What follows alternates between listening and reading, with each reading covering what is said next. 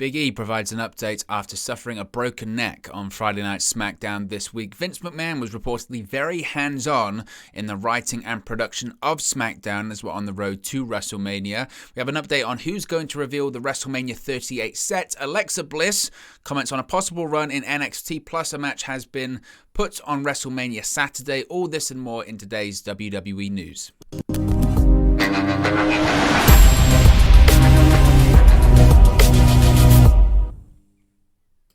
Hey guys, welcome back to Wrestling News 365. Hope everyone is doing very well, having a good Sunday. As always, there are plenty of news stories to get into in the world of WWE, so let's start off talking about Big E. Now, obviously, thoughts and prayers still go out to Big E after suffering a broken neck on Friday Night SmackDown this week. Now, Big E, immediately after breaking his neck, or very soon after breaking his neck, posted a video, didn't he, to social media to say that he had sustained a broken neck, but he was still in control of his extremities, his digits as he called them, his hands, his fingers, his toes, his legs, all that kind of stuff. He also said that he didn't have any issues when it came to strength either, which was a positive, but did confirm that he had indeed broke his neck after suffering a fall on the top of his head from a belly-to-belly suplex on the outside of the ring from Ridge Holland during his match on SmackDown. Well, Big E has updated fans on social media. He posted a video yesterday in which the former WWE champion gave an insight to the extent of his broken neck injury. He said, quote, "So, I got some really good news, all things considered. The C1 and C6 are indeed fractured, not displacement though, which is a very good thing, and I don't have any damage to my spinal cord, no ligament damage, and no surgery, which I'm very thankful for. And a pro tip, if you're going to break your neck, do it in Birmingham. They've been great. Everyone here at UAB has been great, but for real, it's meant a ton to me that so many of you have been so kind and reached out, stopped in to see me, texted me. I know I sound like a broken record, but I feel very grateful and I'm going to be all right." A recovery from a neck fracture, I mean, these things are very difficult to predict.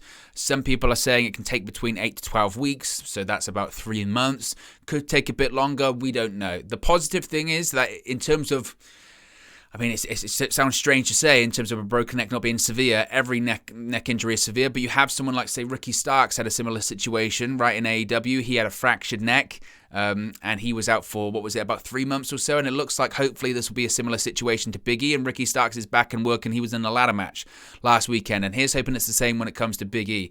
3 months in the grand scheme of things in comparison to how bad it could have been. I mean, we could have been talking about way worse. We could have been talking about paralysis, maybe even worse than that, or, you know, even if it wasn't paralysis, a really loss of strength or atrophies in the arms, all that kind of stuff. So this is positive news, and I think Big E deserves a tremendous amount of credit for how positive he's been. If you had any doubts about how well liked this man is in the world of WWE and pro wrestling for that matter, just look at the love he's received on social media from his peers, from his fans, from his colleagues, you name it. This guy is adored and loved because he's a good person, because he's a good guy. And that kind of stuff is reciprocal. You know, if you're a good person, you tend to attract good people, and good people reach out to you. So the love that Big E has, you know, that everyone's been able to see that Big E has from everyone on social media just has been fantastic to see. It really, really has. Now, speaking of Ridge Holland, I know a lot of people have been talking about Ridge Holland. Of course, he was the one that gave the belly-to-belly suplex. I don't put a lot of blame on him, frankly. I put it as a situation whereby, as I mentioned, Big E did the sort of, he was going for his spear through the ropes. He landed on his back on the outside of the ring. I think he was winded. I think it was a case of poor timing. Wrestling's a very dangerous sport. Belly-to-belly, you know, suplexes in general, but the belly-to-belly suplex, same as a German suplex, they're dangerous. They are very dangerous when you throw someone up in the air, and that comes on Big E and Ridge Holland. It's a dangerous spot in the ring, let alone outside of the ring when it's on the mats, which is just about, you know, that thick, and underneath 9 times out of 10 it's concrete. So it's a dangerous spot, and it's really, really unfortunate. And Sean Ross Sapp of Fightful.com has reported that amongst the several members of the roster that came to visit Big E in the hospital, Ridge Holland was present to check on the former WWE champion.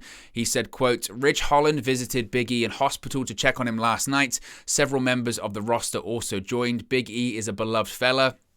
It was also reported that Drew McIntyre spent a considerable amount of time with Big E in the hospital as well. So again, it just goes to show how loved and beloved Big E is. And I think the news he has given us, the news that he has updated fans with on social media, can only be construed as good news. I think in comparison to the whole situation, we've seen people, Stone Cold Steve Austin, he's coming back to have a fight scene at WrestleMania and that KO show of Kevin Owens.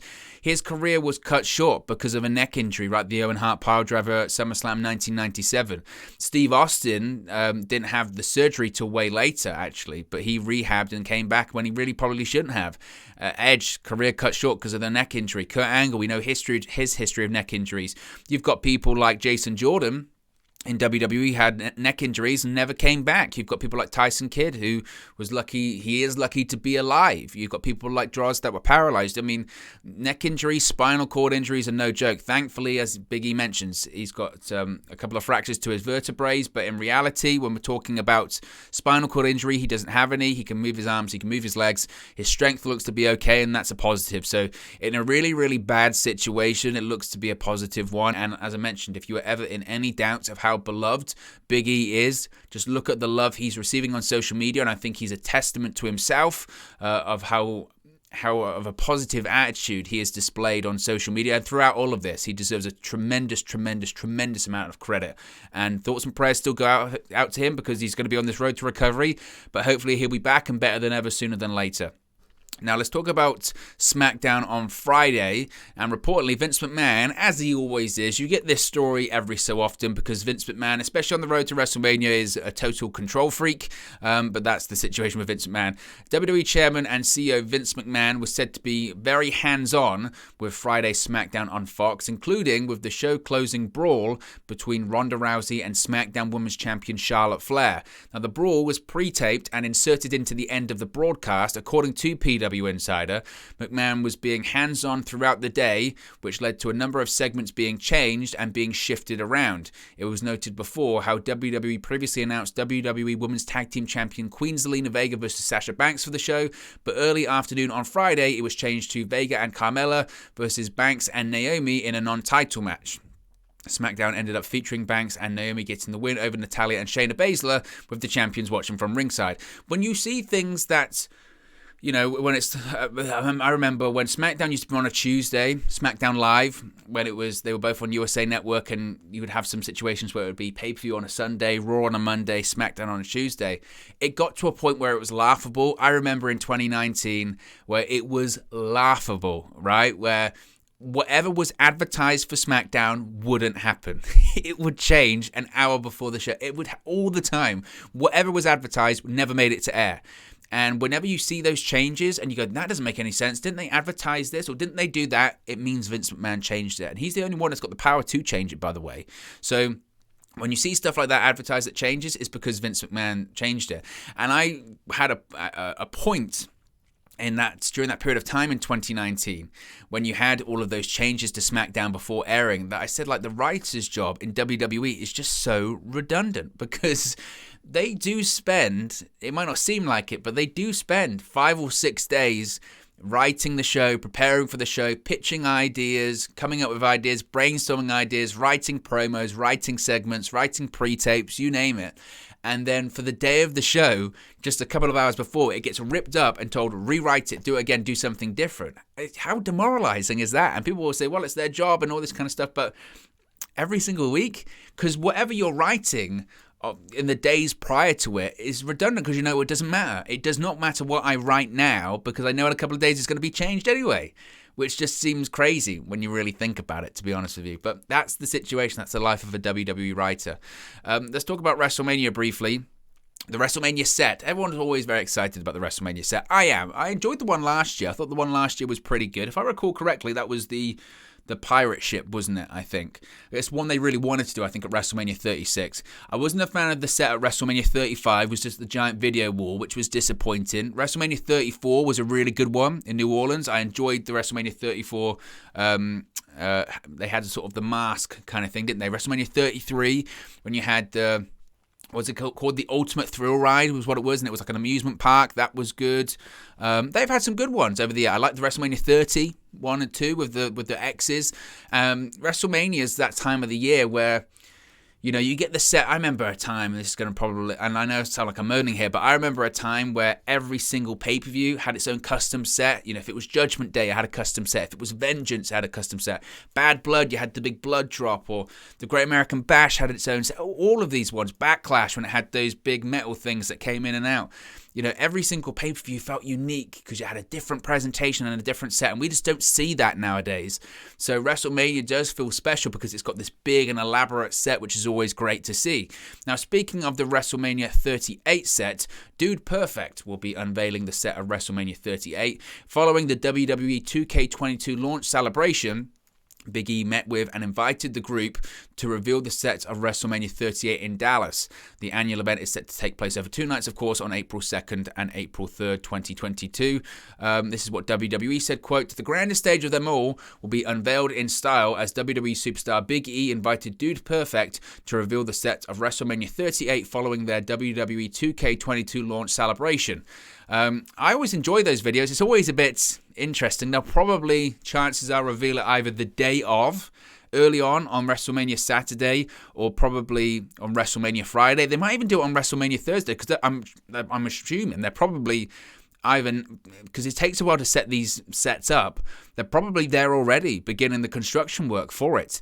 Now, you know, AT&T Stadium's got a roof on it, so usually when it's an outside stadium, you get the shots a couple of weeks in advance of going, this is what the set's going to look like, all that kind of stuff, and you probably won't get that this time around. But the last set they had in AT&T Stadium was okay. I think, I'm just trying to remember it, I think it was just a big star, wasn't it, for the Lone Star set. I don't think they'll go with that again, even though that is the logo.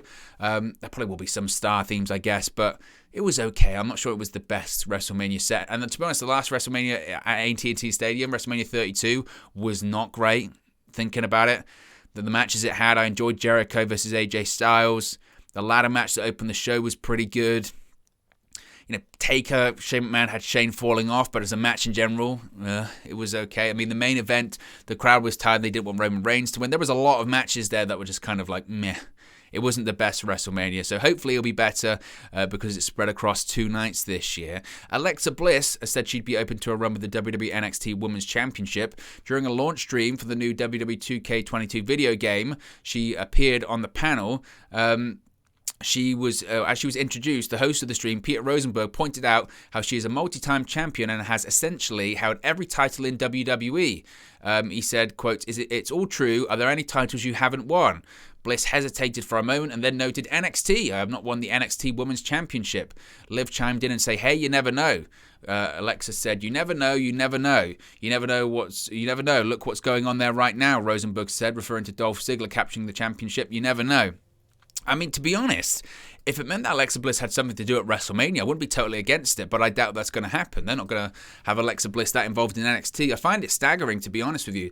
They brought Alexa Bliss back. They had all of these, you know, segments, psychiatrist stuff, and all that kind of stuff, and they brought her back at Elimination Chamber, and it looks like she's not going to be doing anything when it comes to WrestleMania. She's got nothing really planned, and I think that just speaks volumes to what's really going on when it comes to WWE creative at the moment. It's crazy, really, isn't it? It absolutely is crazy. And to be honest, I know they did that a few years ago with Charlotte Flair, didn't they, when she was feuding with Rhea Ripley, in the sense of, okay, why don't you face her for the NXT Women's Championship? I wouldn't be against it. I really would not be against it at all. Finally, WWE has confirmed that the SmackDown Tag Team Championship match will be taking place on WrestleMania Saturday. WWE confirmed on social media yesterday that Shinsuke Nakamura and Rick Boogs will face Jimmy and Jey Uso for the SmackDown Tag Team titles during Night 1 of WrestleMania 38. Of course, the angle was shot for this past Friday on SmackDown, as I mentioned before. I think the Usos win this. I would be very surprised if Nakamura and Boogs won the titles, but it's WrestleMania, so I guess you never know. Anyway, guys, let me know your thoughts on today's WWE news stories in the comment section below. Be sure to smash a like on the like button and be sure to subscribe bottom right hand corner, and I'll speak to you again very, very soon. Hey guys, thank you for watching, listening, streaming, or however you come across this video today. Be sure to click on the video on the right there to watch our next video, or click the bottom there to subscribe, or the bottom right hand corner. Thank you very much, and I'll speak to you again very soon.